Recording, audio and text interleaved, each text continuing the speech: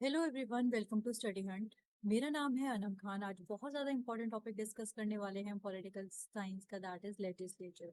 आपने अब तक प्रीवियस क्लासेस के अंदर लेजिस्लेचर टर्म बहुत बार सुना होगा, बट आप 11th क्लास के अंदर आ गए हैं तो आपको ये सारी की सारी चीज़ें डिटेल में पढ़नी पड़ेंगी। आप तीन ऑर्गन के बारे में, जो कि आपके लेजिस्लेचर, एग्जीक्यूटिव, जुडिशरी, क्या क्या इनके रोल होते हैं, क्या क्या इनकी रिस्पॉन्सिबिलिटीज होती हैं, आप इनको डिटेल में पढ़ेंगे। हमारा जो कंटेंट है वो हिंदी मीडियम स्टूडेंट के लिए भी है, इंग्लिश मीडियम स्टूडेंट के लिए लिमिटेड नहीं है। तो आप अगर हिंदी मीडियम के स्टूडेंट हैं तो हमारे कंटेंट से बेनिफिट उठा सकते हैं। तो मैंने चैप्टर को काफी कंसाइज तरीके से, जो भी चैप्टर के अंदर की सारी इंपॉर्टेंट चीजें थी, आपको कवर करने की कोशिश करी है, एंड आई होप आपको एग्जाम में इससे बहुत ज्यादा हेल्प मिलेगी। इस चैप्टर में आपको सीखने के लिए क्या मिलेगा? आपको सीखने के लिए मिलेगा कि लेजिस्लेचर होती क्या है। आपने अब तक देखा होगा कि एल से लेजिस्लेचर, एल लॉज। तो लेजिस्लेचर कौन होती है? हमारी लॉ मेकिंग बॉडी होती है। तो लेजिस्लेचर में आते कौन है? लेजिस्लेचर के अंदर वो इलेक्टेड लीडर्स आते हैं जिनको आपने वोट दे के चुना होता है। और वो किसके लिए काम करते हैं? वो हमारे बिहाफ पे काम करते हैं। यही लॉज बनाते हैं हमारे एमपी। उनको लॉ बनाने की अथॉरिटी भी हम लोगों ने ही दी होती है। वो हमारे रिप्रेजेंटेटिव्स होते हैं। हम उनको वोट देते हैं और वो हमारे बिहाफ पे पॉलिसीज बनाते हैं। अगर आप इस चैप्टर को पढ़ेंगे तो आपको सीखने को मिलेगा कि कैसे कैसे हमारे लॉज हैं वो बनते हैं, लेजिस्लेचर की क्या क्या इंपॉर्टेंस होती है, और पार्लियामेंट के क्या क्या फंक्शंस होते हैं। तो पार्लियामेंट के अंदर दो हाउस होते हैं। आपने देखा होगा कि लोकसभा और राज्यसभा। उनके बारे में भी आप डीपली स्टडी करेंगे कि लोकसभा के क्या क्या फंक्शंस होते हैं, राज्यसभा के क्या क्या फंक्शंस होते हैं, कि दोनों आपस में एक दूसरे से कैसे अलग होते हैं, और लॉ कैसे बनता है, उसके क्या क्या प्रोसीजर है, उसमें प्रेसिडेंट का क्या क्या रोल होता है, और पार्लियामेंट कैसे कंट्रोल करके रखता है एग्जीक्यूटिव को। हमने किसी भी एक ऑर्गन को ज्यादा पावर नहीं दी है। ऐसा नहीं है कि हमारे जुडिशरी के पास ज्यादा पावर है या फिर एग्जीक्यूटिव के पास ज्यादा पावर है, हमने या फिर पार्लियामेंट के पास ज्यादा पावर है। हमने सारे के सारे ऑर्गन्स को इक्वल पावर दी है, ताकि यहाँ पे चेक और बैलेंसेस का सिस्टम मेंटेन रहे। पार्लियामेंट अपने आप को रेगुलेट भी करता है। कैसे कैसे रेगुलेट करता है ये हम आगे जाके पढ़ेंगे। ये सारी की सारी चीजें और ये सारे के सारे कंसर्न्स आपके इस चैप्टर में सीखने को आपको मिलेंगे। पहला क्वेश्चन आता है कि पार्लियामेंट हमें क्यों चाहिए? Why do we need a parliament? Parliament जो है एक सिर्फ और सिर्फ ऐसा नहीं है कि वो लॉकिंग बॉडी हो। हाँ, कि आप अब तक यही समझते आए हैं कि पार्लियामेंट का काम होता है सिर्फ और सिर्फ लॉ बनाना। तो ऐसा नहीं है, पार्लियामेंट के लॉ बनाने से ज्यादा भी काम होते हैं। जो लेजिस्लेचर है उसका लॉ बनाने से भी ज्यादा काम है। वो क्या करती है? वो रिप्रेजेंट करते हैं लोगों को। वो एक प्लेटफॉर्म प्रोवाइड करता है पार्लियामेंट, ताकि हम अपने इश्यूज, हम अपने कंसर्न्स, हम अपनी डिमांड को वॉइस कर पाए। और लेजिस्लेचर के बिना डेमोक्रेसी पूरी तरीके से चल ही नहीं सकती। जितने सिटीजन्स हैं उनको अपने रिप्रेजेंटेटिव्स चाहिए होते हैं, ताकि वो हमारे बिहाफ पे बोले। और लेजिस्लेचर एक क्या करता है? एक अकाउंटेबिलिटी प्रोवाइड करता है। इसके अंदर डिबेट्स होते हैं, डिस्कशन होते हैं, क्वेश्चंस पूछे जाते हैं अपने एग्जीक्यूटिव से कि वो काम कर रहे हैं या नहीं कर रहे, और उन क्वेश्चंस के उनको आंसर देने होते हैं। और ये चेक करता है कि एग्जीक्यूटिव अपनी पावर का मिसयूज कर रहा है या नहीं कर रहा। तो इसके लिए हमें पार्लियामेंट की जरूरत होती है। इवन स्ट्रॉन्ग कैबिनेट को भी लेजिस्लेचर के अंदर मेजोरिटी की रिक्वायरमेंट होती है। कई बार हमें देखा जाता है कि लोग कहते हैं कि एग्जीक्यूटिव है वो पार्लियामेंट में डोमिनेट करने की कोशिश करता है, और इसकी वजह से जो पार्लियामेंट का रोल जो है वो वीकन हो जाता है। बट जो कैबिनेट है उसकी मेजोरिटी की जरूरत होती है लेजिस्लेचर के अंदर। अगर मेजोरिटी नहीं होगी तो सरकार गिर जाएगी। जैसे कि आपने देखा होगा अब तक जितने भी रिप्रेजेंटेटिव्स होते हैं, वो सारे के सारे रिप्रेजेंटेटिव्स पार्लियामेंट के अंदर ही बैठते हैं। अगर एग्जीक्यूटिव अच्छे से काम नहीं कर रहे हैं तो वो अपना सपोर्ट हटा भी लेते हैं। और उनको जो अपोजिट पार्टी के लीडर्स होते हैं वो भी कई बार क्वेश्चंस करते हैं कि वो अपना काम एफिशिएंटली नहीं कर रहे हैं। अगर कोई भी स्ट्रॉन्ग लीडर है उसको भी पार्लियामेंट के क्वेश्चंस के जवाब देने पड़ते हैं। पार्लियामेंट एक तरीके की डिबेट फोरम भी है, और वो पब्लिक के लिए भी कितनी बार ओपन होती है। पब्लिक के जो रिप्रेजेंटेटिव्स होते हैं वही जाके क्वेश्चंस पूछते हैं, और ये सबसे ज्यादा बड़े लेवल पे एक रिप्रेजेंटेटिव बॉडी होती है, क्योंकि इसके अंदर हमारे इलेक्टेड एमपी बैठा करते हैं। जो पार्लियामेंट है वो चूज करती है, वो क्या कर सकती है, किसी भी गवर्नमेंट को डिसमिस भी कर सकती है, हटा भी सकती है अगर उस गवर्नमेंट के against no confidence motion pass हो गया तो। जैसे अभी बीजेपी गवर्नमेंट पावर के अंदर है, उनके against no confidence motion pass हो गया कि जितने एमपीज हैं वो अपना सपोर्ट विड्रॉ करने लगे, अपना सपोर्ट जैसे ही वो हटा लेंगे तो सरकार उनकी गिर जाएगी। तो पार्लियामेंट के पास ये पावर भी होती है कि वो एग्जीक्यूटिव को भी पोजीशन से हटा सकते हैं, इवन प्राइम मिनिस्टर को भी पोजीशन से हटा सकती है। कैसे? उसके खिलाफ नो कॉन्फिडेंस मोशन पास करके या अपना सपोर्ट विड्रॉ करके। तो सबसे ज्यादा पावरफुल ऑर्गन अगर आप देखेंगे तो आपको ये भी एक देखने को मिलेगा।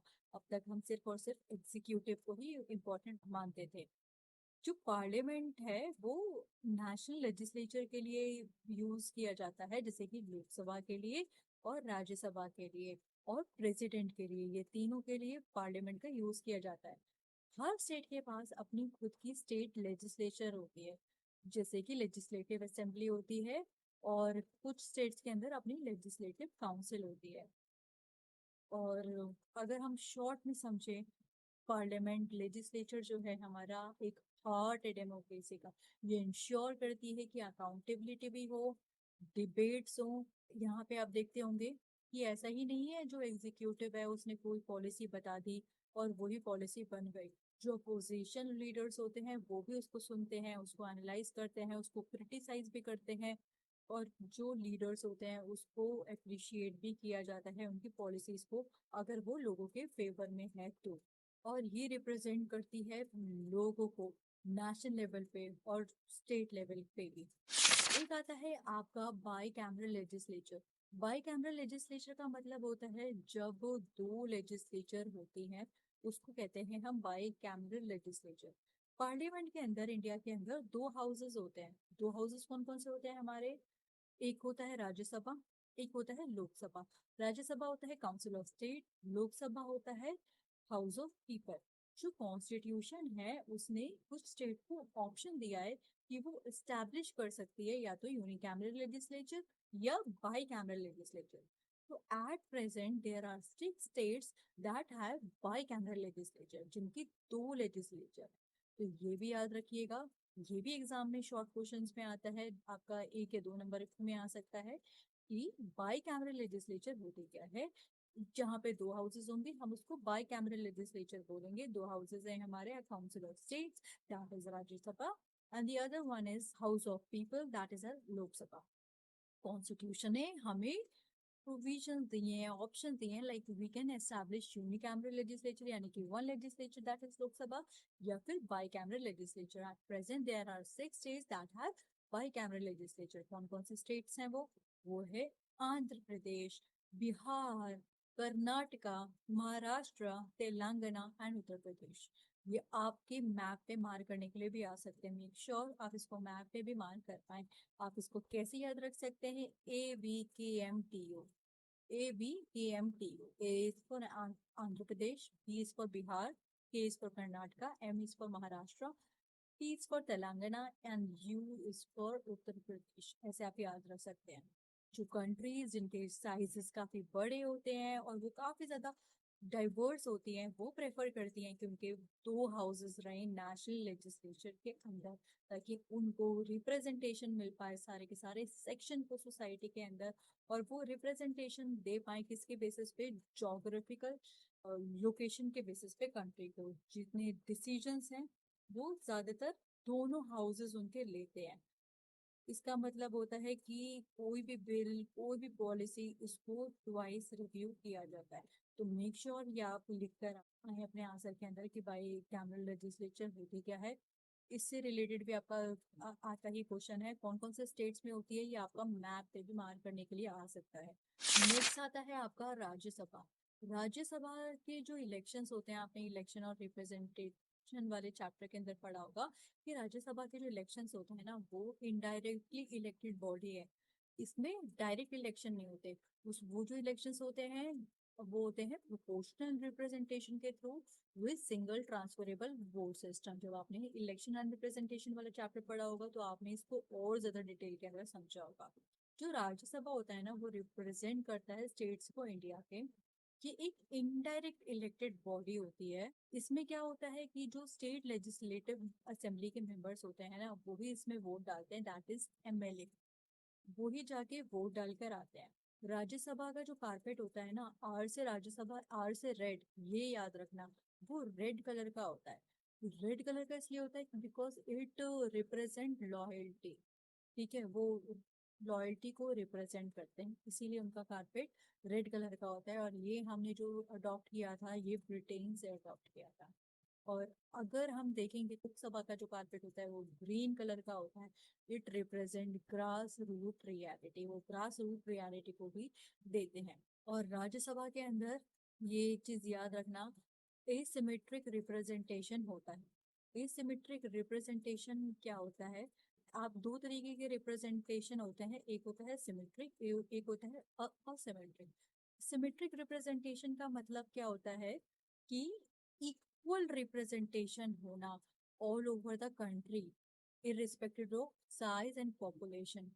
जैसे कि हमारी कंट्री के अंदर जो है वो एसिमेट्रिक फॉलो होता है, सिमेट्रिक फॉलो नहीं होता।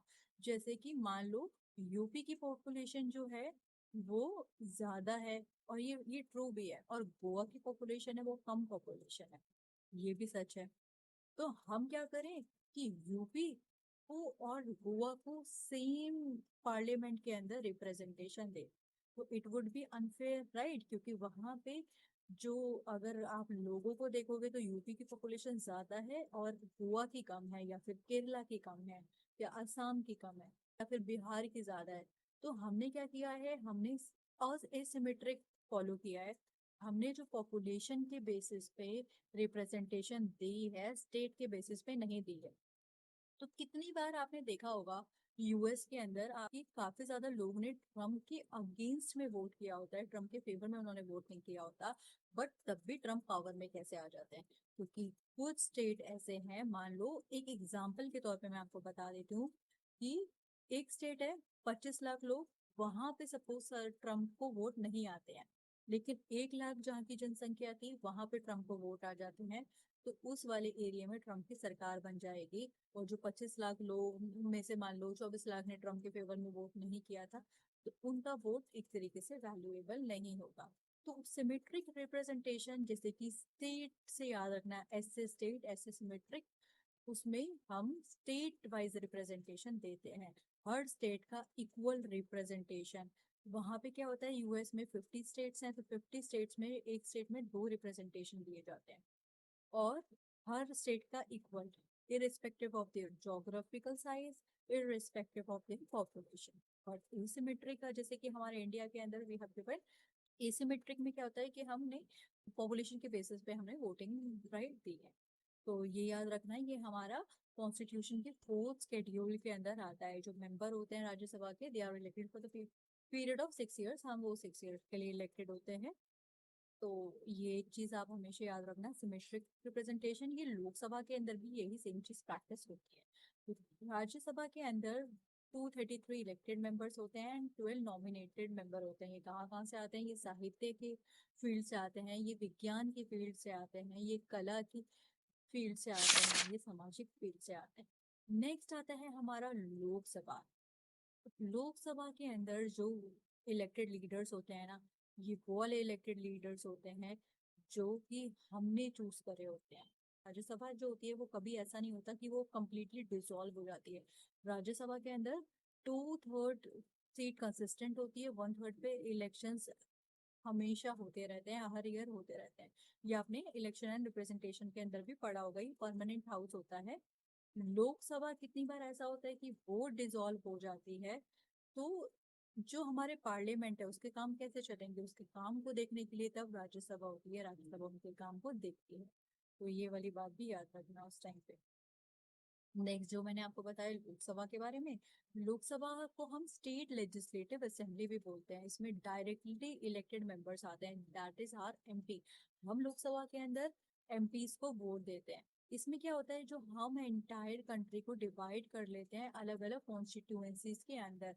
अब सपोज मुझे इंडिया के अंदर इलेक्शन कराना है, तो मैं पूरी इंडिया को डिवाइड कर दूंगी अलग अलग कॉन्स्टिट्यूएंसीज में।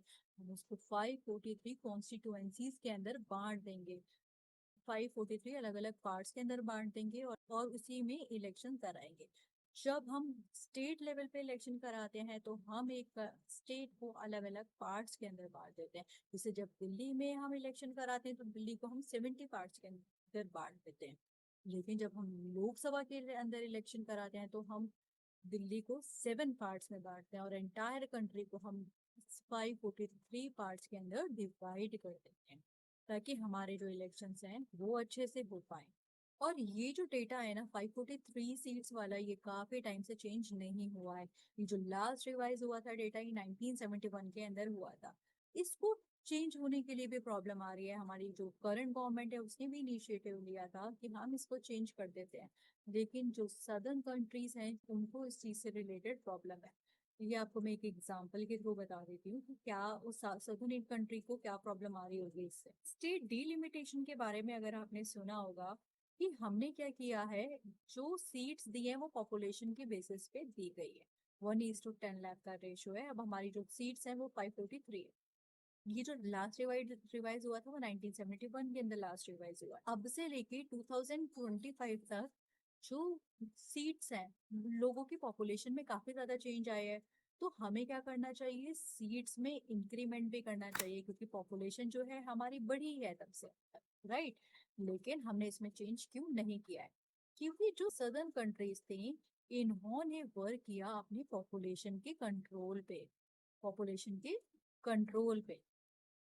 तो इसकी वजह से जो इनकी पॉपुलेशन है वो कम हो गई है।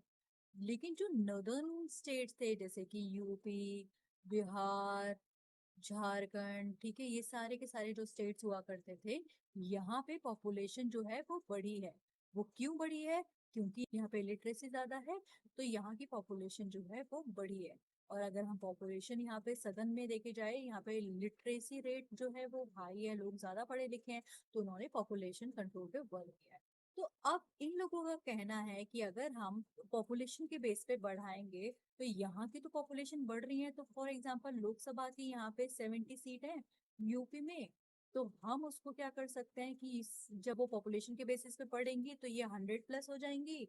और इनकी फॉर एग्जांपल सीट है 17 सीट्स मान लेते हैं, क्योंकि इनकी पहले से भी कम थी पॉपुलेशन के वाइज, तो यहाँ पे कुछ 3 या 4 सीट ही रह जाएंगी।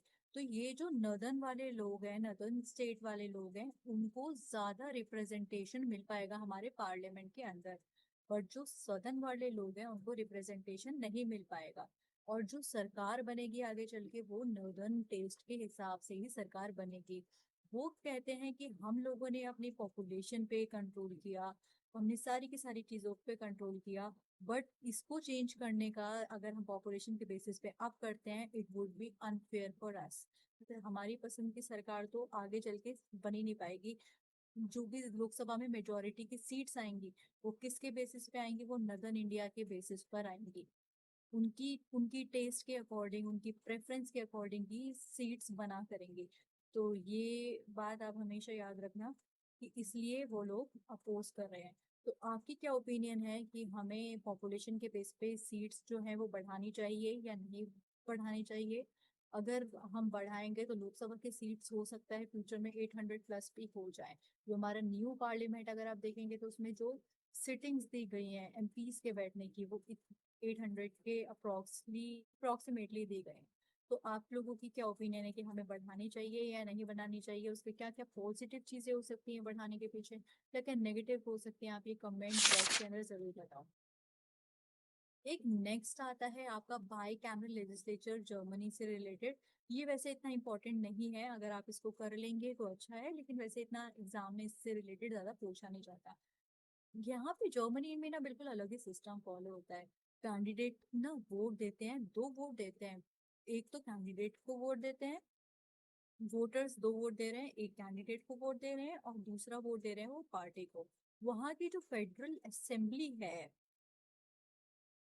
फेडरल असेंबली जो कि लोकसभा असेंबली है, वो बहुत ज्यादा इलेक्ट होती है कॉम्प्लेक्स तरीके से।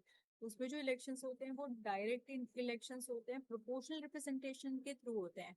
और ये कैसे इलेक्ट होती है? ये 4 साल के लिए इलेक्ट होती है। इसके अंदर एक फेडरल काउंसिल आती है। फेडरल काउंसिल इसकी जो है वो राज्यसभा है। फेडरल असेंबली लोकसभा मान लीजिए, फेडरल काउंसिल आपकी यहाँ पे राज्यसभा मान लीजिए। इसके अंदर 16 फेडरल स्टेट्स आते हैं और 69 जो आते हैं वो पॉपुलेशन के बेसिस पर आते हैं। ये वैसे इतना एग्जाम्स में ज्यादा आता नहीं है, लेकिन एटलीस्ट आपको पता होना चाहिए कि जर्मनी में कैसे सिस्टम वर्क करता है। लोग जो है दो वोट देते हैं, one is for the party and one is for the candidate. Functions क्या क्या होते हैं इंडियन पार्लियामेंट के? ये भी क्वेश्चन बनता ही बनता है आपके एग्जाम में, क्योंकि देखो पार्लियामेंट के बारे में पढ़ेंगे तो उसके भी फंक्शंस पूछ सकते हैं, या लेजिस्लेचर के फंक्शंस जो हैं आपके वो पूछे जा सकते हैं कि इनके क्या क्या फंक्शंस होते हैं। तो पार्लियामेंट के ना कई फंक्शंस होते हैं। पहला होता है आपका लेजिस्लेटिव फंक्शन।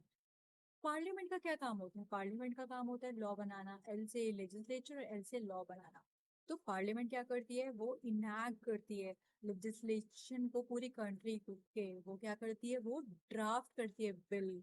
तो उनकी हेल्प कौन करता है बिल ड्राफ्ट करने में? उनकी हेल्प करता है ब्यूरोक्रेसी। आपने देखे होंगे जितने भी एमपीज होते हैं, ज्यादातर वो इतने पढ़े लिखे नहीं होते, लेकिन जो परमानेंट ब्यूरोक्रेसी होती है, जैसे कि हमारे आईएएस ऑफिसर, ये सब उनको गाइड करते हैं कि ये वाली प्रॉब्लम ग्रास रूट लेवल पे चल रही है, तो आप क्या कर सकते हैं? आप इससे रिलेटेड पॉलिसी बना सकते हैं। फिर वही बिल ड्राफ्ट जो है आगे वो लोग पेश करते हैं। तो वो उनको अच्छी तरीके से बेटर गाइड करते हैं, और ये सारी की सारी चीजें एक मिनिस्टर जो है वो आगे पेश करते हैं। कोई भी बिल जो होगा पार्लियामेंट में इंट्रोड्यूस नहीं हो सकता किसी कैबिनेट के अप्रूवल के बिना। जो मेंबर है मिनिस्टर के अलावा, वो भी बिल को इंट्रोड्यूस कर सकते हैं पार्लियामेंट के अंदर, बट उसमें एक सपोर्ट की जरूरत होती है। स्पेशल मेजोरिटी आपने पढ़ा होगा, 2/3 मेजोरिटी अगर वो चीज पास हो गई तो वो बिल लॉ बन जाता है। सेकंड फंक्शन होता है वो कंट्रोल करती है एग्जीक्यूटिव को एंड एंश्योर इट्स अकाउंटेबिलिटी।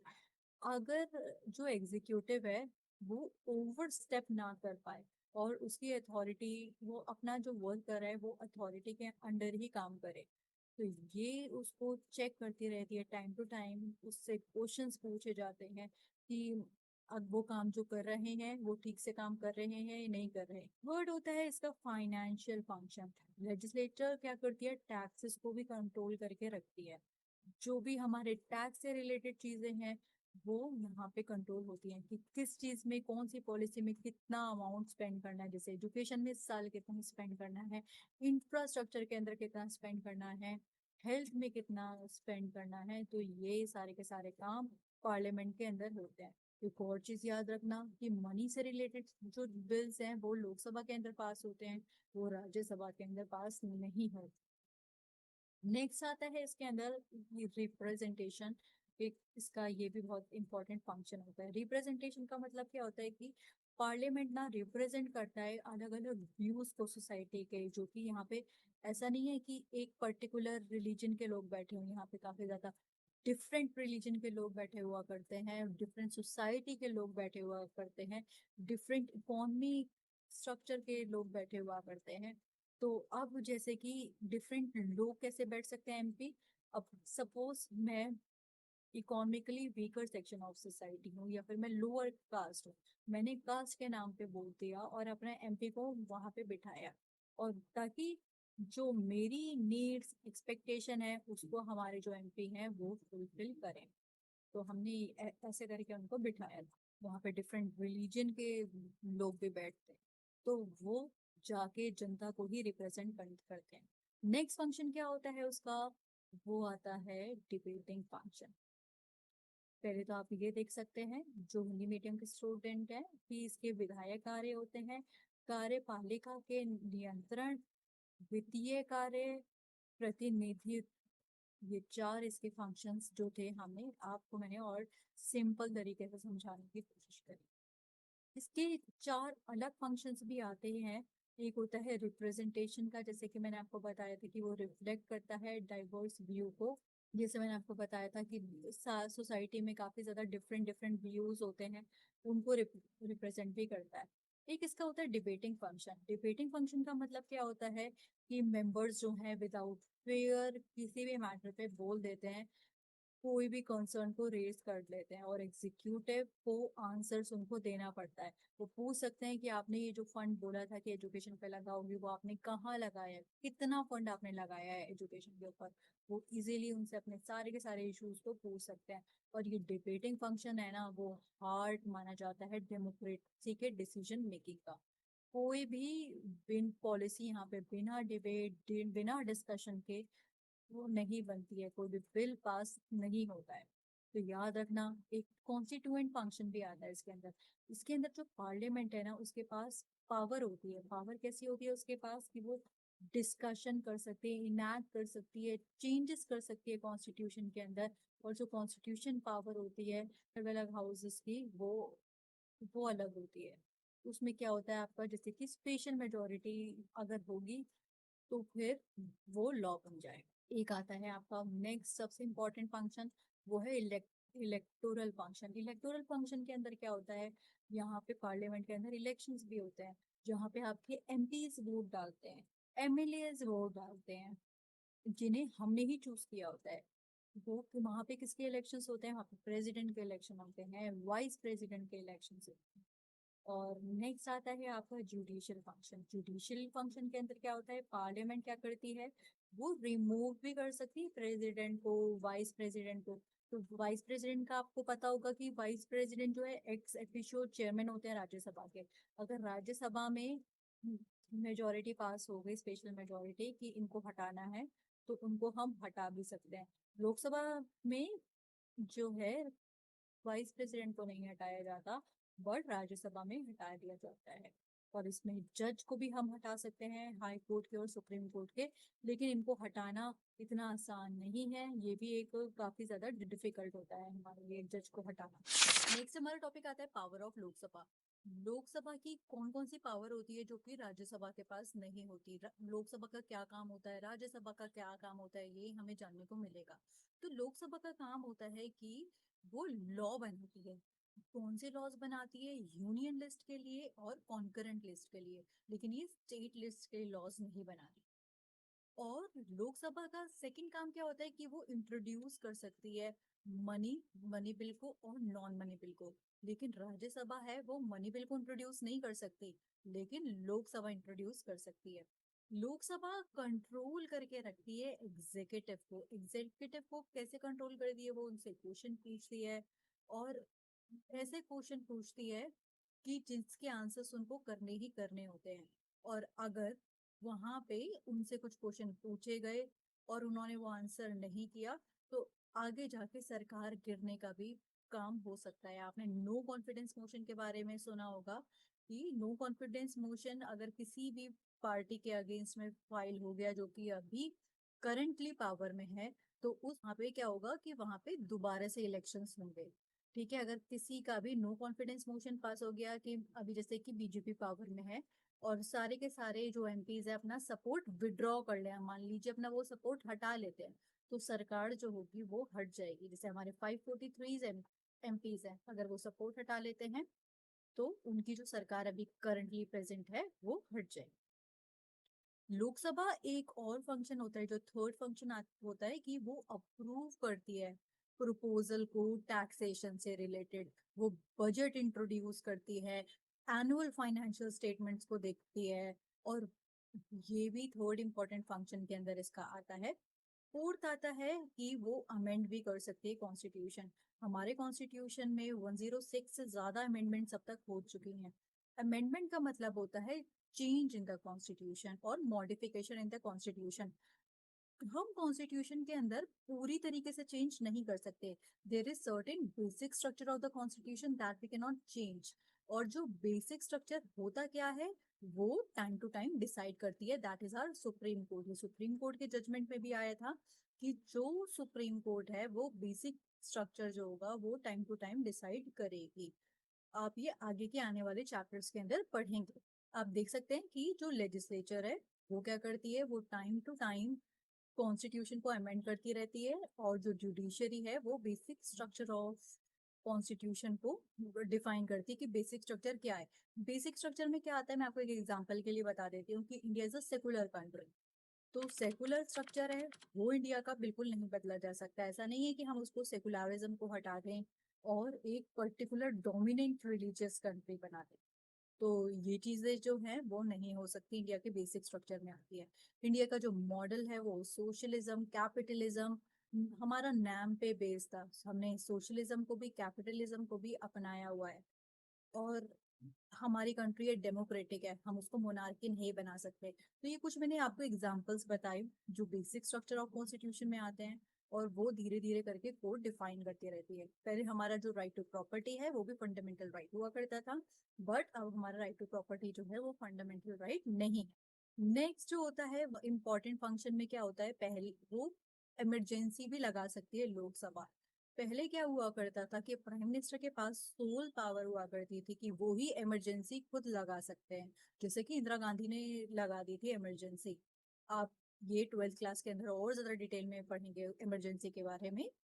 लेकिन अब बाद में कॉन्स्टिट्यूशन के अंदर अमेंडमेंट हुई, लोकसभा के बिना परमिशन के हिसाब से हम ही लगा सकते हैं इमरजेंसी, प्रेसिडेंट के भी, वाइस प्रेसिडेंट के भी, और इसमें रिमूव।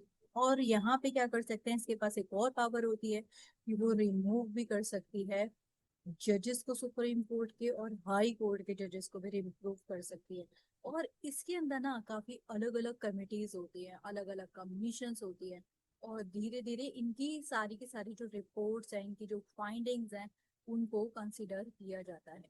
तो ये वाली बात हमेशा याद रखना कि जो इनकी जो पावर है वो ये है कि वो लॉ बनाती है यूनियन लिस्ट में, कॉन्करेंट लिस्ट में। यूनियन लिस्ट का मतलब होता है जो स्टेट के हिसाब से डिजाइन होती है, और कॉन्करेंट लिस्ट जिसपे स्टेट और सेंटर दोनों मिलकर वर्क करते हैं। ये पास करती है मनी बिल भी और नॉन मनी बिल भी। ये अप्रूव करती है थर्ड टैक्स को, बजट को, फाइनेंस को, और ये कंट्रोल करके रखती है एग्जीक्यूटिव को, कैसे वो उनसे क्वेश्चंस पूछती है। और अगर मान लीजिए उनके क्वेश्चंस के आंसर नहीं हो जाते और एमपीज जो है अपना सपोर्ट विड्रॉ कर लेते हैं, किसी भी सरकार के against no confidence motion pass हो गया और उसने अपना सपोर्ट को विड्रॉ कर लिया, तो ऐसे वाले केसेस के अंदर सरकार गिर भी जाती है, एग्जीक्यूटिव गिर भी जाते हैं। आपने देखा होगा सरकार गिर गई क्योंकि वहां पे मेजोरिटी नहीं थी, नो कॉन्फिडेंस मोशन पास हो गया। ये 1989 के बाद से ज्यादा पास हुआ है।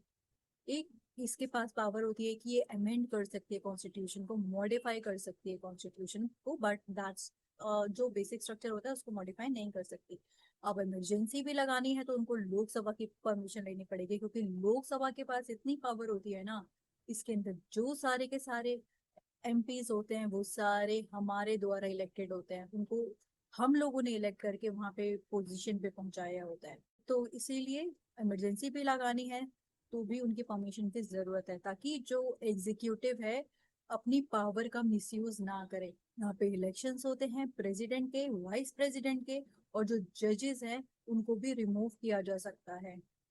ये लोकसभा के अंदर ही होता है, इसके अंदर काफी ज्यादा कमिटीज होती है, कमीशंस होती है, ये रिपोर्ट्स को रिव्यू करती है। तो ये अगर आपसे पूछा जाएगा कि पावर्स क्या क्या है लोकसभा की, तो याद रखना ये सारे के सारे 8 पॉइंट्स आप अपने आंसर के अंदर लिख सकते हैं। और जो हिंदी मीडियम वाले स्टूडेंट्स हैं वो भी इसका स्क्रीनशॉट ले सकते हैं। और ये जो बेसिक पॉइंट्स हैं ये आपके आंसर के अंदर होने ही होने चाहिए, तभी आपको इस आंसर के अंदर मार्क्स मिलेंगे। नेक्स्ट आता है पावर क्या क्या हो सकती है राज्यसभा की। बिल जो है वो राज्यसभा के अंदर भी इंट्रोड्यूस हो सकता है, लेकिन मनी बिल जो है वो राज्यसभा के अंदर इंट्रोड्यूस नहीं हो सकता, क्योंकि हमने राज्यसभा में जो मेंबर्स आते हैं वो डायरेक्टली इलेक्टेड मेंबर्स नहीं होते, वो इनडायरेक्टली इलेक्टेड मेंबर्स होते हैं। और यहाँ पे जो लोकसभा में मेंबर आते हैं वो डायरेक्टली चुन कर आते हैं, और उन्हें वहां पे इस पोजीशन पे किसने बिठाया होता है, जनता ने। तो यहाँ पे हमने जनता को ज्यादा पावर दी है। और राज्यसभा के अंदर जो वोट करते हैं वो एमपीज वोट करते हैं, आपने देखा होगा इलेक्शन एंड रिप्रेजेंटेशन चार्टर में पढ़ा होगा, they are elected by the method of proportional representation with single transferable vote system. तो ये वाली बात याद रखना। इसके अंदर क्या होता है, ये कंसीडर किया जाता है और ये अप्रूव करते हैं नॉन बनी बिल को, और ये बस एक सजेशन दे सकते हैं जो कि मनी बिल के अंदर। और इनका दूसरा फंक्शन होता है कि ये अप्रूव करते हैं कॉन्स्टिट्यूशनल अमेंडमेंट को। कोई भी कॉन्स्टिट्यूशनल अमेंडमेंट करनी है तो उसके लिए लोकसभा के ऊपर भी रजामंदी होनी जरूरी है, प्लस राज्यसभा की रजामंदी होनी भी बहुत ज्यादा जरूरी है। थर्ड क्या करते हैं, ये एक्सरसाइज करते हैं कंट्रोल ओवर एग्जीक्यूटिव। ये एग्जीक्यूटिव से राज्यसभा के अंदर भी क्वेश्चंस पूछे जा सकते हैं, यहाँ पे भी, लेकिन ये सरकार नहीं हटा सकते। यहाँ पे नो कॉन्फिडेंस मोशन वाली चीजें नहीं होती, क्योंकि जो सरकार होती है, जो एग्जीक्यूटिव होती है, वो लोकसभा की मेजोरिटी से बनती है। जैसे हमारे प्राइम मिनिस्टर नरेंद्र मोदी अभी हैं, वो कैसे प्राइम मिनिस्टर बने, क्योंकि उनकी लोकसभा के अंदर मेजोरिटी थी। राज्यसभा को इस चीज के लिए कंसिडर नहीं करा जाता, तो यहाँ पे ये नो कॉन्फिडेंस मोशन पास नहीं कर सकते। लेकिन यहाँ पे सबसे ज्यादा सुप्रीम कौन होता है, यहाँ पे सुप्रीम में आते हैं वाइस प्रेसिडेंट, क्योंकि आपने पहले भी पढ़ा होगा, क्योंकि वो जो है वो एक्स ऑफिशियो चेयरमैन होते हैं राज्यसभा के। ये भी पार्टिसिपेट करती है इलेक्शंस के लिए, प्रेसिडेंट के, वाइस प्रेसिडेंट के, सुप्रीम कोर्ट के जज के और हाई कोर्ट के जज के। इसमें क्या होता है कि ये वाइस प्रेसिडेंट जो होता है ना, उनको रिमूव कर दिया जाता है यहाँ पे। लेकिन वाइस प्रेसिडेंट को रिमूव करने का काम इनका होता है, ठीक है, अगर इन्हें हटाना है तो। लेकिन लोकसभा के अंदर वाइस प्रेसिडेंट को हटाने का काम नहीं होता, वहां पे प्राइम मिनिस्टर को हटाने का काम होता है। और नेक्स्ट जो होता है वो यूनियन पार्लियामेंट को भी पावर देती है ताकि वो लॉज बना पाए स्टेट लिस्ट के अंदर। इनका जो मेन वर्क है वो आप देखेंगे, राज्यसभा तो वो स्टेट स्पेसिफिक है, तो ये स्टेट लिस्ट के अंदर इंट्रोड्यूस करते हैं लॉज को। लेकिन अगर आप लोकसभा देखेंगे तो वो यूनियन लिस्ट के अंदर और कॉन्करेंट लिस्ट के अंदर इंट्रोड्यूस कर रहे थे। तो आप देख सकते हैं राज्यसभा के पास भी काफी ज्यादा पावर होती है, लेकिन लोकसभा के पास ज्यादा पावर होती है, क्योंकि यहाँ पे जो एमपीज आते हैं they are elected by the people. Next जो आता है मेजर, एक बार हम इसके थ्रू डिफरेंस समझ लेते हैं तो ज्यादा बेटर अंडरस्टैंडिंग के लिए हमारे लिए रहेगा कि जो डिफरेंस क्या है लोकसभा का और राज्यसभा का। जो फाइनेंशियल पावर होती है मनी बिल को इंट्रोड्यूस करने की, वो लोकसभा के पास होती है। लेकिन मनी बिल तो यहाँ राज्यसभा जो है वो मनी बिल को इंट्रोड्यूस तो नहीं कर सकती, लेकिन उसको अमेंड कर सकती है, रिकमेंडेशन दे सकती है। यहाँ पे कंट्रोल करा जाता है एग्जीक्यूटिव को नो कॉन्फिडेंस मोशन के थ्रू। बट अगर हम यहाँ पे डायरेक्ट कंट्रोल नहीं होता और हम रिमूव भी नहीं कर सकते हैं एग्जीक्यूटिव को। इनकी लेजिस्लेटिव पावर्स ये होती है कि यूनियन कॉन्करेंट लिस्ट में इंक्लूड कर सकती है, लॉज को पास कर सकती है। थर्ड पॉइंट आता है आपकी लेजिस्लेटिव पावर, ये क्या कर सकती है, लॉ पास कर सकती है यूनियन लिस्ट में, कॉन्करेंट लिस्ट में। ये इक्वल है राज्यसभा के, लेकिन उनके पास राज्यसभा पे पावर नहीं होती मनी बिल को इंट्रोड्यूस करने की। और यहाँ पे क्या होता है लेजिस्लेटिव पावर के अंदर कि ये शेयर करते हैं लॉ मेकिंग पावर में लोकसभा के साथ, लेकिन शेयर वो नहीं करते मनी बिल्स में। नेक्स्ट आता है आपका कॉन्स्टिट्यूशनल अमेंडमेंट। इसमें भी दोनों का इक्वल रोल रहता है। यहाँ पे इसकी अप्रूवल की भी बहुत ज्यादा जरूरत होती है। इलेक्टोरल रोल के अंदर ये इलेक्ट करते हैं प्रेसिडेंट को, वाइस प्रेसिडेंट को रिमूव करते हैं जजेस को, और ये भी पार्टिसिपेट करते हैं इलेक्शन के अंदर प्रेसिडेंट के, वाइस प्रेसिडेंट के, और रिमूव करते हैं जजेस को। और इनकी कुछ स्पेशल पावर होती है कि ये भी इनिशिएट कर सकते हैं रिमूवल ऑफ वाइस प्रेसिडेंट। और इनकी स्पेशल पावर ये होती है कि ये अलाउ करते हैं पार्लियामेंट को ताकि वो लॉ बनाए स्टेट लिस्ट में। स्टेट लिस्ट से रिलेटेड लॉ का काम राज्यसभा का होता है। I hope it's clear to everyone. इस टॉपिक से रिलेटेड भी आपके एग्जाम्स के अंदर काफी क्वेश्चन आते हैं कि कितनी बार ऐसा होता है कि इस टॉपिक से रिलेटेड भी पूछ सकते हैं कि लोकसभा की क्या स्पेशल पावर है या फिर राज्यसभा की क्या क्या पावर्स होती हैं। तो आपको डिफरेंशिएट करना आना चाहिए।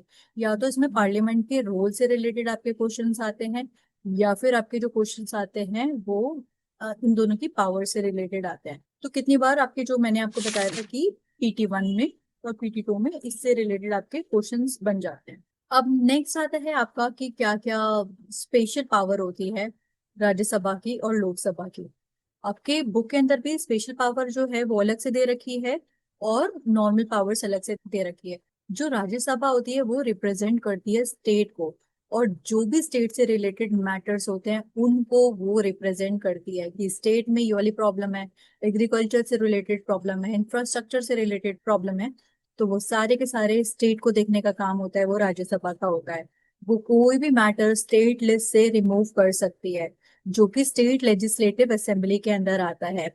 वो क्या कर सकती है कि कोई भी मैटर है उसको स्टेट लिस्ट से हटा दिया गया और वो यूनियन लिस्ट में ऐड कर दिया गया या कॉन्करेंट लिस्ट के अंदर ऐड कर दिया गया, ये उसके लिए रिकमेंडेशन बहुत ज्यादा जरूरी होती है राज्यसभा की। थर्ड, इसके अंदर क्या होता है कि जो भी फॉरेन अफेयर्स हो गए, करेंसी, ये सारी की सारी चीजें जो होती हैं कॉन्करेंट लिस्ट के अंदर आती हैं, और जो पुलिस होती है वो स्टेट लिस्ट के अंदर आती है। ये वाली बात याद रखना कि पुलिस जो है हमेशा स्टेट लिस्ट के अंदर आती है। और फोर्थ जो है, हमारा एक्सपीरियंस हमें बताता है कि राज्यसभा जो है ज्यादातर वो पॉलिटिकल पार्टीज को रिप्रेजेंट करती है, जितना उनको स्टेट को रिप्रेजेंट करना चाहिए वो स्टेट को उस हिसाब से रिप्रेजेंट नहीं करती।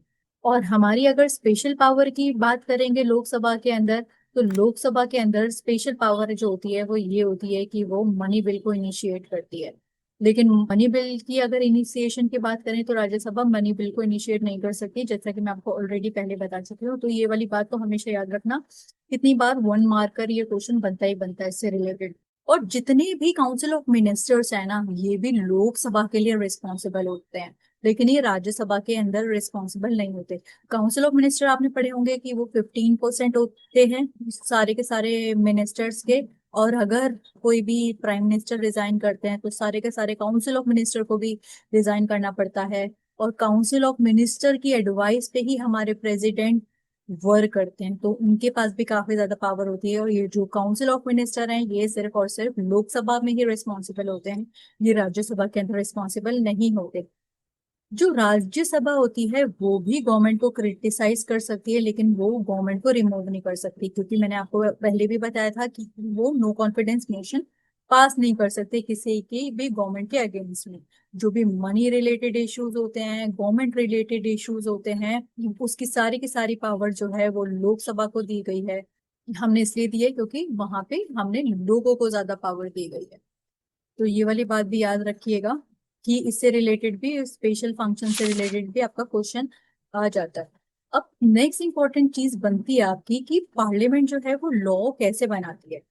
लॉ बनाने के लिए एक प्रॉपर प्रोसीजर लगता है, इससे रिलेटेड भी 6 मार्क्स का कितनी बार ऐसा होता है कि क्वेश्चन बन जाता है। इस क्वेश्चन में आपके 2-3 क्वेश्चन ही बनेंगे इस चैप्टर में। पहला आपका जो क्वेश्चन बनेगा वो उस चीज से रिलेटेड बनेगा, पार्लियामेंट के फंक्शन। सेकंड जो मैंने आपको बताया राज्यसभा और लोकसभा के बीच में डिफरेंस से रिलेटेड। थर्ड जो है कि लॉ कैसे बनता है। लॉ बनने के लिए एक प्रोसीजर लगता है, प्रॉपर प्रोसीजर। पहले क्या होता है, और लॉ की फिर बाद में वो बिल ड्राफ्ट होता है, बाद में वो लॉ बन जाता है। तो अलग अलग तरीके के आपके बिल्स होते हैं। जो नॉन मिनिस्टर्स भी है ना वो भी प्रपोज कर सकते हैं बिल को। जो नॉन मिनिस्टर बिल को प्रपोज कर रहे हैं उनको हम कहते हैं प्राइवेट बिल।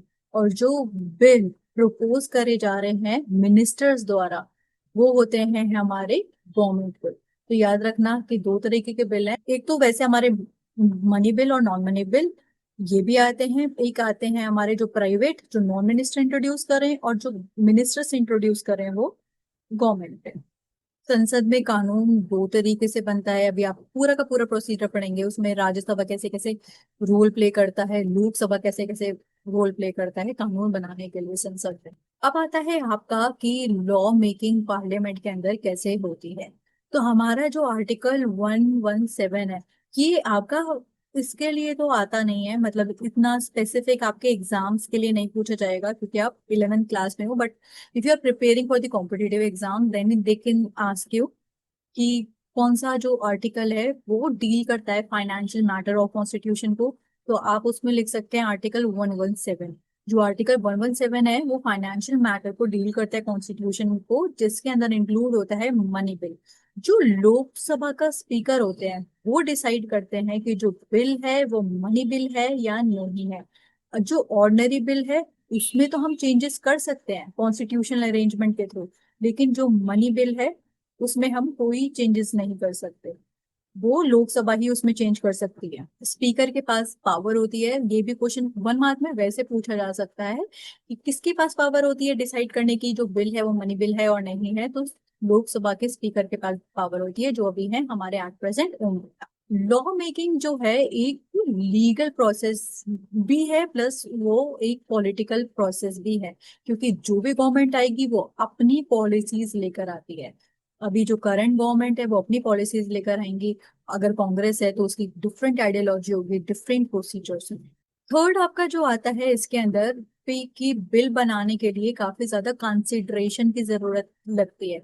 ऐसा नहीं है कि बिल बना लिया गया, पहले उसको बनाने के लिए काफी लोगों का डिस्कशन होता है, और बाद में उसको इम्प्लीमेंट करने के लिए हमें कानून की जरूरत पड़ती है। और कितनी बार आपने देखा होगा कि जो अपोजिशन है उनकी भी रजामंदी पूछी जाती है, एंड जब बिल बना रहे होते हैं तो वहां पे उसको भी क्रिटिसाइज किया जाता है, वो भी जो अपोजिशन है वो भी अपने पॉइंट्स रखते हैं, और जो रूलिंग पार्टी होती है वो भी अपने पॉइंट्स रखते हैं कि ये बिल क्यों ज्यादा जरूरी है। जो बिल होता है उसको कौन बनाता है, उसको बिल बनाने के लिए अलग अलग मिनिस्ट्रीज रखती हैं। जैसे कि आपको मान लीजिए कि एक बिल बनाना है, वो बिल कैसा बनाना है, मैरिज से रिलेटेड बनाना है, गर्ल्स का 18 से 20 ईयर अगर हमें गर्ल्स की मैरिज की एज देनी है, तो ऐसे वाले केसेस के अंदर क्या होगा, सपोज हमें बिल बनाना है, मैरिज एज जो है वो इंक्रीज करनी है, अभी जैसे 18 ईयर है वुमेन की, अब हमें उसको इंक्रीज करके 21 ईयर करनी है, तो उसकी जो पर्टिकुलर लॉ मिनिस्ट्री है वो उस पर बिल बनाएगी, जो मिनिस्ट्री ऑफ वुमेन को भी कंसिडर किया जाएगा, चाइल्ड वेलफेयर को भी कंसिडर किया जाएगा लॉ बनाने के लिए। ऐसा नहीं है कि इस चीज से जिसको अफेक्ट हो रहा है, तो वुमेन की मिनिस्ट्री, चाइल्ड वेलफेयर की मिनिस्ट्री, ये आपस में कोऑपरेट करेंगी और तब जाके लॉ बनेगा। पार्लियामेंट के अंदर जो बिल है वो इंट्रोड्यूस कहीं पे भी हो सकता है, वो लोकसभा के अंदर भी इंट्रोड्यूस हो सकता है, राज्यसभा के अंदर भी हो सकता है, बट उसकी जो मिनिस्ट्रीज हैं जो कि उस चीज के लिए रिस्पॉन्सिबल हैं उनकी रजामंदी होनी भी जरूरी है। पहले अगर जो बिल है वो लोकसभा में इंट्रोड्यूस हुआ है तो वो राज्यसभा के अंदर जाएगा ही जाएगा। फिर उसके बाद क्या होता है कि बहुत ज्यादा बड़े लेवल पे डिस्कशन होता है बिल्स को लेके, और काफी ज्यादा कमीशंस के बीच में भी, जैसे कि वुमेन कमीशन और चाइल्ड वेलफेयर कमीशन, इनके बीच में भी डिस्कशन होता है।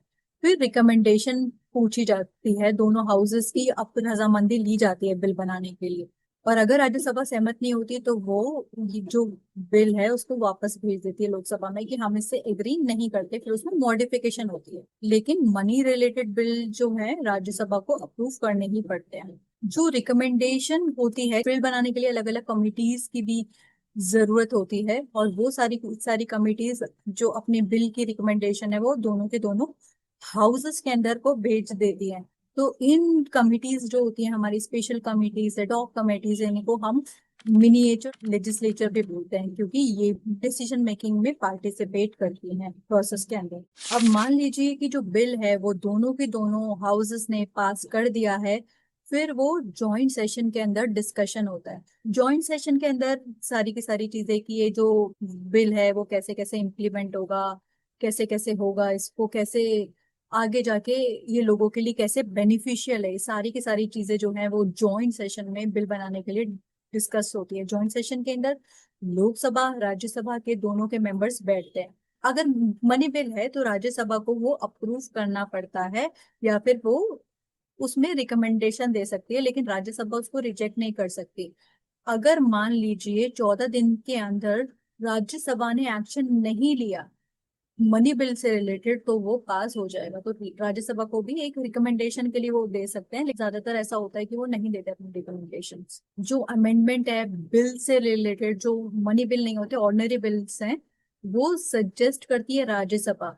और समरी के अंदर अगर हम देखें कि बिल बनाना एक काफी ज्यादा कॉम्प्लिकेटेड प्रोसेस है, इसमें जॉइंट सेशंस लगता है, उसमें राज्यसभा के का अप्रूवल भी चाहिए आपको, लोकसभा का अप्रूवल भी चाहिए आपको, जो फॉलोइंग कमिटीज हैं उनका भी अप्रूवल चाहिए, जिसको वो अफेक्ट कर रहा है। जैसे वुमेन के लिए बना रहे हैं तो फिर वुमेन मिनिस्ट्री का भी अप्रूवल, इनकी भी जरूरत होती है। It's not an easy process. और ये वाली बात आप हमेशा याद रखिएगा कि मनी बिल से रिलेटेड जो पावर है वो हमें सिर्फ और सिर्फ लोकसभा में दी है, और राज्यसभा में मनी बिल से रिलेटेड पावर नहीं है। 14 दिन का पीरियड है, अगर वो कोई एक्शन नहीं लेते तो बिल लॉ बन जाता है, तब भी उनकी बिना रजामंदी के भी। नेक्स्ट क्वेश्चन आता है कि जो पार्लियामेंट है वो कैसे कंट्रोल करके रखती है एग्जीक्यूटिव। ये भी आपका इम्पोर्टेंट क्वेश्चन में से एक है। लेकिन अगर आपने अभी तक का चैप्टर को अच्छे से समझ लिया है ना, तो आप ये भी आराम से समझ लेंगे। जो एग्जीक्यूटिव है, कई बार क्या होता है कि हमारी पार्टी जो है कोलिशन पार्टी आती है। कोलिशन पार्टी का क्या मतलब होता है कि एक जो करंट पार्टी है उसकी मेजोरिटी नहीं है, तो वो क्या करेगी, वो पावर में आने के लिए दूसरी पार्टी का सपोर्ट ले लेगी ताकि वो पावर में आ जाए और दोनों मिलके सरकार बना लें। एट प्रेजेंट हमारी कोलिशन पार्टी चल रही है बीजेपी के साथ। कौन सी कोलिशन पार्टी चल रही है, आप ये जो अपना है कमेंट बॉक्स में जरूर बताएं। ये आप लोगों का होमवर्क है कि कौन सी अभी प्रेजेंट में कोलिशन पार्टी चल रही है, आप बता सकते हैं। नेक्स्ट आता है आपका कि जो कोलिशन पार्टी के अंदर जो है ना एग्जीक्यूटिव की पावर है वो काफी कम हो जाती है। कम जो है उनकी पावर इसलिए हो जाती है क्योंकि उनको ये डर रहता है कि जो गवर्नमेंट है दूसरी वाली वो अपना सपोर्ट को विड्रॉ कर लेगी, और ये काफी ज्यादा डिफिकल्ट हो जाता है उनके लिए भी जो करंट गवर्नमेंट वर्किंग में है। लेकिन जो लोकसभा है उसका सबसे बेस्ट पार्ट ये होता है कि ये किसी भी एग्जीक्यूटिव को एक अनलिमिटेड पावर नहीं देती। कि अगर किसी को भी एग्जीक्यूटिव को भी अगर उसने अनलिमिटेड पावर दे दी, यानी कि जो हमारे प्रेसिडेंट को, प्राइम मिनिस्टर को, तो फिर वो करप्ट बन जाएंगे। उनके पास ये होता है कि वो अपना सपोर्ट हटा भी सकते हैं। ये हमारे अंदर जो पार्लियामेंट कैसे कंट्रोल करता है एग्जीक्यूटिव को, वो कंट्रोल करता है कि जो पार्लियामेंट है, जो हमारे प्राइम मिनिस्टर हैं, वो डिक्टेटरशिप की तरफ ना जाए, लोगों की चीजें भी सुने। पार्लियामेंट के अंदर आपने देखा होगा कि अलग अलग चीजों को लेके काफी ज्यादा डिस्कशंस होते हैं, तो वो सारे के सारे डिस्कशन बरकरार रहें, उनकी ओपिनियन को भी कंसिडर किया जाए। अगर नहीं किया जाएगा तो वो सपोर्ट भी विड्रॉ कर सकते हैं। पार्लियामेंट है एक जो होती है ना, वो काफी ज्यादा एक्टिव होती है, काफी ज्यादा विजिलेंट होती है, और वो क्या करती है, चेक रखती है एग्जीक्यूटिव के ऊपर। और एग्जीक्यूटिव से वो सारे के सारे क्वेश्चंस भी पूछती है कि आपने जो बोला था कि इतना पैसा आप लगाएंगे इस वाले फंक्शन के लिए, आपने इतना पैसा लगाया है या नहीं लगाया। अगर आपने इतना पैसा जो स्पेंड करने के बारे में बोला था, तो वो कहाँ आपने उसको स्पेंड किया है, तो ये सारी की सारी चीजें होती हैं। और यहाँ पे पार्लियामेंट के अंदर जो होता है ना कि लोगों के पास पावर होती है, फ्रीडम होती है लेजिस्लेचर के पास कि वो इफेक्टिवली सारी की सारी चीजों से वर्क कर सकें।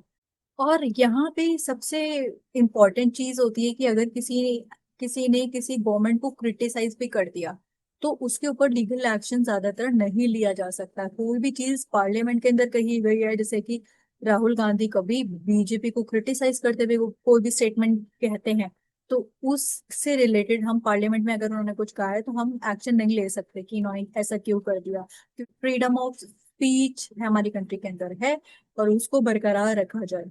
और ये क्या करके रखती है, ये लोगों को अच्छे से कंट्रोल करके रखती है, हमारे स्पेशली हमारे एग्जीक्यूटिव को चेक करके रखती है।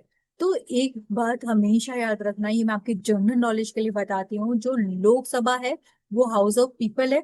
इसके ये जो प्रिसाइडिंग ऑफिसर्स होते हैं वो हमारे स्पीकर होते हैं। स्पीकर क्या डिसाइड करते हैं कि जो बिल है वो मनी बिल है या नहीं है।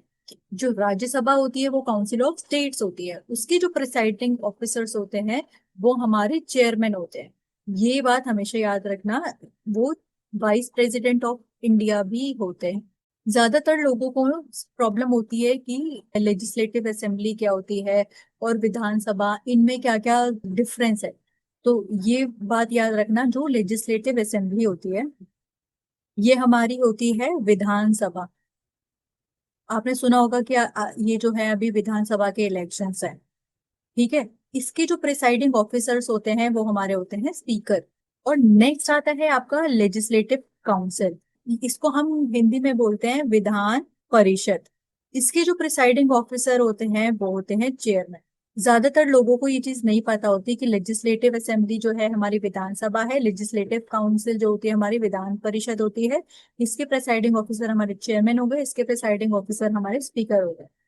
अब नेक्स्ट क्वेश्चन आता है आपका कि इन दोनों के बीच में मेजर डिफरेंस क्या है। आप किसी से भी पूछेंगे, ज्यादातर आप जनरल आप अपने घर के अंदर पूछेंगे, विधानसभा, विधान परिषद, ये आपने बहुत ज्यादा बार टर्म सुनी होंगी, लेकिन इनके बीच में मेजर डिफरेंस क्या है, ज्यादातर लोगों को इसके बीच का मेजर डिफरेंस नहीं पता होता। क्योंकि हमने लेकिन सुना होगा कितनी बार, ये विधानसभा के इलेक्शंस हैं, ये इसके इलेक्शंस हैं, क्या फर्क है। पहला आता है लेजिस्लेटिव असेंबली। इसमें क्या होता है, यहाँ पे इसका जो लेवल होता है वो स्टेट लेजिस्लेटिव होता है, ये लोअर हाउस होता है। और जो विधान परिषद होता है वो अपर हाउस होता है, जैसे कि हमारा राज्यसभा होता है। यहाँ पे स्टेट लेजिस्लेटिव असेंबली में जो आते हैं वो पूरे पीपल आते हैं स्टेट के। और विधानसभा के अंदर पूरे इंडिया को कंसिडर किया जाता है। और यहाँ पे जो लेजिस्लेटिव असेंबली के अंदर आते हैं वो आते हैं the representative that is directly elected by the people, members that are elected by the states और बाय द स्टेट वोटर्स। लेकिन अगर आप विधानसभा की बात करेंगे तो उसके अंदर स्टेट लेजिस्लेटिव असेंबली के अंदर ये वो लोग आते हैं that is nominated by the president. और यहाँ पे क्या होता है, 1/3 मेंबर हमेशा बने रहते हैं और 2 साल के अंदर वो रिटायर होते हैं। इसके जो चेयरमैन होते हैं वो वाइस प्रेसिडेंट होते हैं, लेजिस्लेटिव असेंबली के जो चेयरमैन होते हैं वो हमारे स्पीकर होते हैं। चेयरमैन मैंने आपको बताया था कि यहाँ पे प्रिसाइडिंग ऑफिसर स्पीकर और यहाँ पे वाइस प्रेसिडेंट। तो ये वाली बात आप हमेशा याद रखना कि इन दोनों के बीच में क्या क्या डिफरेंस आता है। ये भी कितनी बार पूछ ले, ये जनरल नॉलेज के लिए है, ये आपके थोड़े एग्जाम के पर्सपेक्टिव में उतना इम्पोर्टेंट नहीं है, लेकिन आपको पता हो तो ज्यादा बेटर है कि आपने कितनी बार ये टर्म सुनी होंगी, विधानसभा, विधान परिषद, क्या क्या डिफरेंस होता है।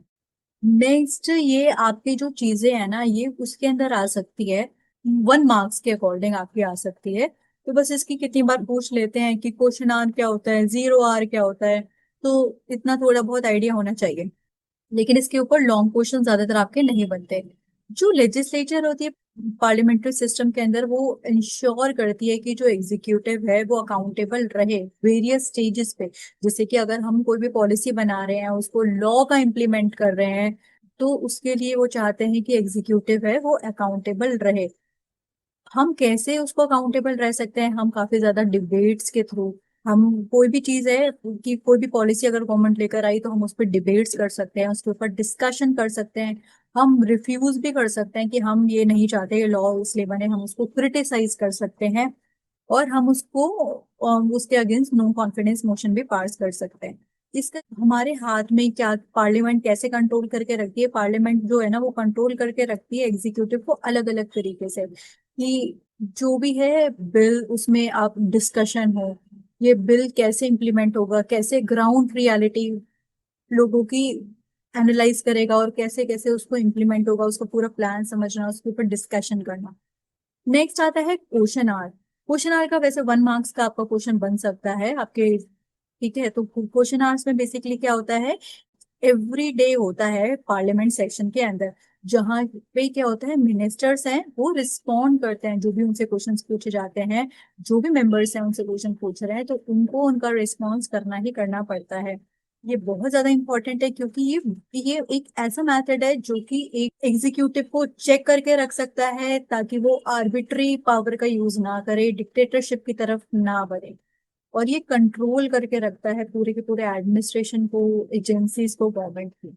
तो क्वेश्चन आवर में जो सबसे ज्यादा इंपॉर्टेंट फीचर है ना क्वेश्चन आवर का, वो ये है कि जो भी एग्जीक्यूटिव से क्वेश्चन पूछे जाएंगे, they are bound to answer that questions, उन्हें वो सारे के सारे क्वेश्चंस के आंसर्स देने पड़ेंगे। बट 0 आर, 0 आर जो है ये भी आपका 1 मार्क्स के अंदर इसका क्वेश्चन बनता ही बनता है। आपके जो टीचर्स है आपको क्वेश्चन आर पे क्वेश्चन दे देंगे या फिर आपको 0 आर के ऊपर दे देंगे। 0 आर के अंदर क्या होता है कि जितने भी मेंबर्स हैं वो अपनी चीजों को फ्रीली, सारी की सारी चीजों को रेज कर सकते हैं, जो उनको लगता है कि ये इंपॉर्टेंट कंसर्न्स है, ये पार्लियामेंट के अंदर एड्रेस होने चाहिए, वो ये सारी की सारी चीजें रेज करते हैं 0 आर के अंदर। बट मिनिस्टर्स होते हैं they are not bound to give the answers which are like the question that are asked in 0 hour. कितनी बार आपने देखा होगा कि प्राइम मिनिस्टर नरेंद्र मोदी से या गवर्नमेंट से कुछ क्वेश्चंस पूछे जाते हैं but they do not give any kind of reply. तो वो रिप्लाई क्यों नहीं देते, because these are the question which are asked at the time of 0 hour. But जो क्वेश्चन आर के अंदर क्वेश्चन होते हैं, पूछे जाते हैं, the minister they are bound to reply, उन्हें रिप्लाई करने ही कर पड़ते हैं। इसमें क्या होता है, हाफ एन आवर का डिस्कशन होता है पब्लिक इंपॉर्टेंस पे। और वो अपने सारे के सारे क्वेश्चंस को रख सकते हैं कि हाँ ये जो चीजें हैं ये वाली चीज होनी चाहिए। 0 आर के अंदर जो भी पार्लियामेंट के मेंबर हैं वो पूछ सकते हैं कि आपने ये जो फंड बोला था कि मैं मान लीजिए स्वच्छ भारत अभियान में इतना फंड लगाऊंगा, तो आपने कहाँ लगाया, और इस वाली एजुकेशन की मिनिस्ट्री को इतना फंड क्यों चाहिए। तो ये सारी की सारी चीजें यहाँ पे होती हैं। और अगर कोई किसी पे एलिगेशंस लगा रहा है कि इस गवर्नमेंट ने मिसयूज किया है फंड, तो वो किसकी रिकमेंडेशन के ऊपर लगा सकता है। अगर मान लीजिए कंट्रोलर जनरल या ऑडिट जनरल या पब्लिक अकाउंट्स कमेटी ने रिपोर्ट पेश करी कि ये गवर्नमेंट ने मिसयूज किया है फंड्स का, तो उसकी रिपोर्ट्स के बेसिस पे एलिगेशंस लगाए जाते हैं। जो भी सारी की सारी पॉलिसीज हैं जो कि गवर्नमेंट डिसाइड करती है, वो सारी की सारी उनको बजट के अंदर देखनी पड़ती है, तो वो फाइनेंशियल कंट्रोल भी करके रखती है। अगर किसी गवर्नमेंट के against no confidence motion pass हो गया, तो उसके बाद उसको अपनी सरकार हटानी पड़ जाती है। 1989 के बाद सेवरल टाइम्स ऐसा हुआ है कि जो गवर्नमेंट है उसने अपना सपोर्ट को विड्रॉ कर लिया है, just because of the government lost is confidence, they have to resign, उसको छोड़ना पड़ गया था। लेकिन इसके अंदर काफी हमें चुनौतियों का भी सामना करना पड़ता है। ऐसा नहीं है जितनी चीजें हमें दिखती हैं उतनी आसानी से सारे के सारे डिबेट डिस्कशंस हो जाते हैं। कितनी बार चैलेंजेस भी फेस करने पड़ते हैं, क्योंकि कई बार क्या होता है, बस बहुत ज्यादा एडवोकेट टाइम नहीं होता। तो हम क्या करते हैं, जो भी हमारा इंटरेस्ट है डिसीजन के लिए पार्टिसिपेट हम उतने इफेक्टिवली नहीं कर पाते due to lack of time. और कई बार क्या होता है कि विलिंगनेस भी कम होती है कॉम्प्रोमाइज करने की, अदर गवर्नमेंट के पास, अपोजिशन के पास। सपोज कुछ पॉइंट लेकर आ रही है हमारी करंट गवर्नमेंट और अपोजिशन उससे सहमत नहीं है, तो वो कॉम्प्रोमाइज नहीं भी करती है। और कई बार ऐसा भी होता है, आप देखते होंगे कि जो लोग लॉ बनाने वाले हैं वो कितनी बार बाइकॉट भी कर देते हैं सेशंस को। जब डिस्कशन हो रहा है तो वो बायकॉट करके चले गए सेशंस को। और उनसे कई बार ऐसा क्वेश्चन होता है कि अपोजिशन ज्यादा अननेसेसरी भी पॉलिसीज को कितनी बार ऐसा होता है वो क्रिटिसाइज करते हैं ताकि गवर्नमेंट अच्छे से फंक्शन ना कर पाए। कितनी बार इस टाइप से होता है, और कितनी बार वो एब्सेंट भी रहते हैं फोरम से। फोरम से एब्सेंट रहने का मतलब होता है कि जिन्हें प्रेजेंट होना पड़ता है डेट ऑफ, जैसे कि सपोज कोई बिल इंट्रोड्यूस होने वाला है और वो पास होने होने वाला है, तो उसके लिए कुछ मेजोरिटी की रिक्वायरमेंट होती है, 2/3 मेजोरिटी की रिक्वायरमेंट होती है, स्पेशल मेजोरिटी। अपनी सारी की सारी चीजें पढ़ी होंगी इलेक्शन वाले चैप्टर के अंदर। तो वो जैसे ही बिल इंट्रोड्यूस होने वाला है, कई बार वो एब्सेंट भी हो जाते हैं। तो एब्सेंट होना ये भी एक बड़ा चैलेंज बनकर आ जाता है। अब नेक्स्ट क्वेश्चन आता है हमारा कि दो तरीके की कमेटी होती हैं, कमिटीज के क्या क्या रोल्स होते हैं, क्या क्या फंक्शंस होते हैं, कैसी कैसी हमारी कमेटी होती है। इससे रिलेटेड भी कई बार क्वेश्चंस आपके बनते ही बनते हैं। जो भी हम यहाँ पे चैप्टर में सारी की सारी चीजें पढ़ेंगे ना गाइस, उससे रिलेटेड ही आपके क्वेश्चंस आएंगे, क्योंकि मैं जो आपको मटेरियल पढ़ा रही हूँ वो काफी ज्यादा कंसाइज मटेरियल पढ़ा रही हूँ। और इसमें से ही ज्यादातर आपके जो क्वेश्चंस हैं वो ही बनते हैं। हाँ, कमिटीज क्या क्या करती हैं पार्लियामेंट की, वो जो कमिटीज होती है ना बहुत ज्यादा इम्पोर्टेंट रोल प्ले करती हैं लेजिस्लेटिव प्रोसेस के अंदर। और उनको अपॉइंट करने के पीछे काफी ज्यादा बड़ा पर्पस होता है। कमेटी क्या करती है, वो लॉ बनाने का काम करती है और वो डे टू डे एडमिनिस्ट्रेशन देखती है। दो तरीके की हमारी कमेटी होती है, एक होती है स्टैंडिंग कमेटी और दूसरी होती है एडहॉक कमेटी। बस इतना नाम पता रख लो, उतना डिटेल में जानने की आपको नीड नहीं है। और पार्लियामेंट की जो मीटिंग्स होती है ना, चाहिए कि 6 महीने का गैप हो गया, तो पार्लियामेंट की मीटिंग ज्यादातर 3 बार होती है। एक तो बजट सेशन के अंदर, दूसरा विंटर सेशन के अंदर, और मॉनसून सेशन के अंदर। उनके बीच में 6 महीने का गैप नहीं होना चाहिए, इसीलिए हम 3 बार बीच बीच में उसको आपस में वो कम जो पार्लियामेंट है वो मीट करती है। इसमें क्या क्या चीजें होती हैं, वो कितना कितना जो अमाउंट है वो सैंक्शन करना है। जैसे एजुकेशन पे लगाना है, तो एजुकेशन के लिए कितना कितना अमाउंट है उसको सैंक्शन करोगे, और कितने फंड्स को सैंक्शन करोगे, उसका कैसे कैसे एक्सपेंडिचर होगा। ये सारी की सारी चीजें देखना और इन्वेस्टिगेट करना केसेस को, करप्शन से रिलेटेड, ये सारे के सारे काम हमारी कमिटीज करती हैं। 1983 के अंदर जो है हमारी एक पार्लियामेंट्री स्टैंडिंग कमेटी डेवलप हुई थी। और ये जो है काफी ज्यादा अलग अलग 20 डिपार्टमेंट से ज्यादा है कमिटीज को लेके। हमारी स्टैंडिंग कमिटीज के अलावा हमारी जॉइंट पार्लियामेंट्री कमिटीज भी होती हैं। ये जॉइंट पार्लियामेंट्री कमिटीज का काम होता है जब कोई भी बिल इंट्रोड्यूस हो रहा होता है तो उसके बारे में डिस्कशन करना। और जितने भी मेंबर्स होते हैं कमेटी के वो उनको सेलेक्ट किया जाता है हाउसेस द्वारा। लोकसभा के मेंबर भी उनको डिसाइड करते हैं और राज्यसभा के मेंबर भी डिसाइड करते हैं, उनकी रिकमेंडेशन पर ही ये सारी की सारी चीजें होती हैं। ये ये तो मैं आपको ऑलरेडी इसके बारे में बता चुकी हूँ। जिनको स्क्रीनशॉट लेना है वो बच्चे इसका स्क्रीनशॉट शॉट भी ले सकते हैं कि उनके क्या क्या फंक्शन है। स्टडी करती हैं वो डिमांड्स को ग्रांट करने की, रिव्यू करती हैं, इन्वेस्टिगेशन और भ्रष्टाचार की जांच भी वो करती हैं। तो जिनको स्क्रीनशॉट लेना है आप लोग उसका स्क्रीनशॉट ले सकते हैं। नेक्स्ट आता है कि पार्लियामेंट अपने आप को कैसे रेगुलेट करती है। ये इस चैप्टर का लास्ट क्वेश्चन है जो आपका बनता ही है, लास्ट टॉपिक कह सकते हैं आप इससे रिलेटेड। पार्लियामेंट जो है आपको मैं ऑलरेडी कई बार बता चुकी हूँ, डिबेटिंग फोरम की तरह है। इसके अंदर क्या होता है, कैरी आउट किया जाता है चीजों को, डिबेट्स को, डिस्कशन को, और स्मूथ तरीके से। जो इसके प्रेसाइडिंग ऑफिसर हैं वो कंट्रोल करके रखते हैं बिहेवियर को, जैसे कि आपने देखा होगा ओम बिरला जी जो है वो कंट्रोल करके रखते हैं। एक आता है आपका टर्म डिफेक्शन। डिफेक्शन के ऊपर कितनी बार आपका क्वेश्चन बन जाता है 1 मार्क्स का, और एंटी डिफेक्शन से रिलेटेड।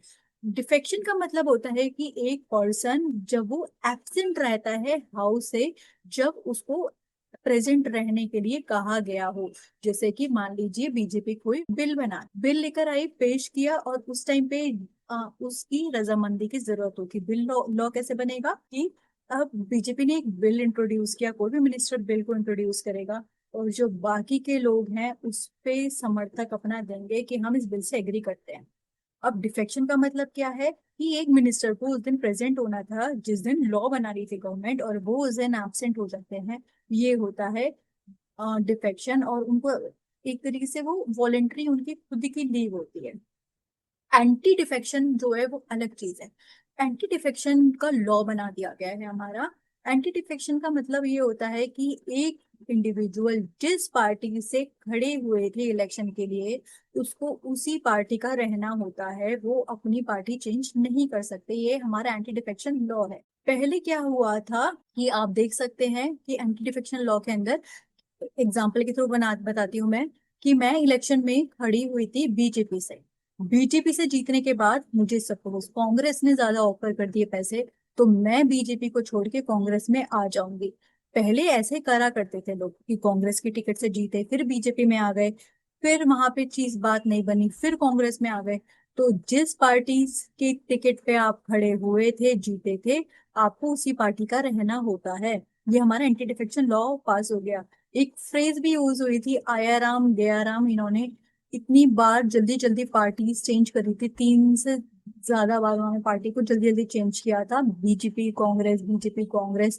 ये आप अपनी 12th क्लास के अंदर इसका केस पढ़ेंगे। तो उसके बाद से हमने एंटी डिफेक्शन लॉ को बना दिया गया था। जो अमेंडमेंट होती है कॉन्स्टिट्यूशन में, वो ये कौन सी अमेंडमेंट के अंदर आते हैं, वो 52nd अमेंडमेंट के अंदर आता है। एंटी डिफेक्शन लॉ लेकर आए थे। 52nd अमेंडमेंट जो थी वो 1985 के अंदर आई थी, और बाद में इसको मॉडिफाई और कर दिया गया था 91st अमेंडमेंट के अंदर। कितनी बार ऐसा ही हुआ करता था कि जो हमने कर्व करने के लिए डिफेक्शन को, कि एक पार्टी, जो एक इंडिविजुअल है इस पार्टी से जीता है और उसी पे ही बना रहे, चेंज ना करे, क्योंकि लोगों ने किस लिए वोट दिया था, मैंने आपको बताया था अपने एग्जाम्पल के थ्रू, लोगों ने मुझे, मैं बीजेपी की थी इसलिए वोट दिया था। और ये तो लोगों के साथ खिलवाड़ होगा कि मैं उनके बेसिस पे उनका वोट का कुछ यूज ना करूं, और उनकी जो नीड्स एस्पिरेशन मुझसे थी उनको कंसिडर ना करूं, और मैं दूसरी पार्टी को ज्वाइन कर लूं।